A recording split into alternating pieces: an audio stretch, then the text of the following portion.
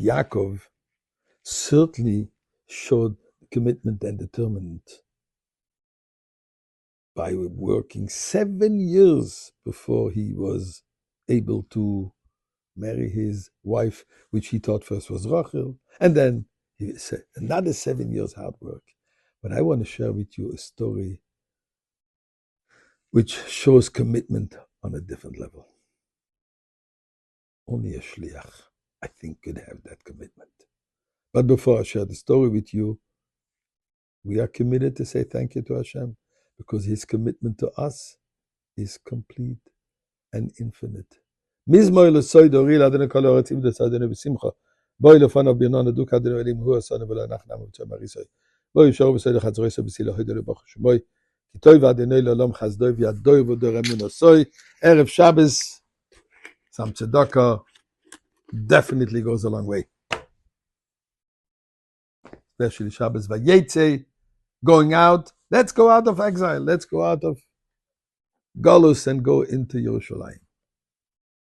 A story heard last week by the Kinus HaShluchim, the gathering of the Rebbe's emissaries around the world. Young man by the name Uzan, Shliach in Nigeria. Not the most populated Jewish community, to say the least. It's been there for many years. Nothing Jewish, nothing there. So he has to build an infrastructure of Jewish needs, which includes a mikveh for Jewish women to be able to go whenever they need to go. So he built one 10 years ago, but unfortunately it seems like the land which somebody offered him to build a mikveh on, there were some issues with it, and the government took back that piece of land. And together with the land, they took the mikveh. Not sure what they were going to do with it, but apparently they demolished it. So now there is a need of building a new mikveh. He doesn't give up, and he builds a new mikveh. Now, a mikveh needs a number of things. Needs a beautiful building, needs a beautiful pool where the woman will immerse herself. But in addition to that, it also needs a pool of natural water, rainwater or well water, that comes in naturally. Now, Nigeria doesn't have too much rain. Apparently only 1 or 2 months a year it rains. So now he built the mikveh. The construction is perfect. Had it checked with the rabbi? Yes, it's done according to halachic description. So he is at the Kinus. And he decided this time he's not going to come to the Rebbe with the list of needs. He's going to come to the Rebbe with the list of good news. And he sat for 2 hours. And he wrote to the Rebbe good news, all the wonderful things that happened.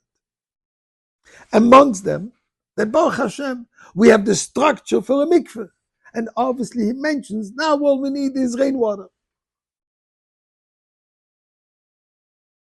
As he goes out from the oil, his phone rings. His wife, who stayed back in Nigeria, because she's coming for the Kinnis HaShluchos, for the Rebbitzins, the women emissaries that come in about a month and a half, approximately 2 months. Chov Beishvat. And she tells him, it suddenly started raining. Amazing, it's raining. Not in the season. Baruch Hashem. Obviously a miracle.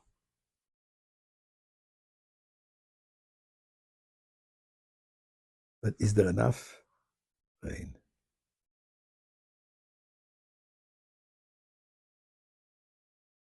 So he speaks to the rabbi and he says, check.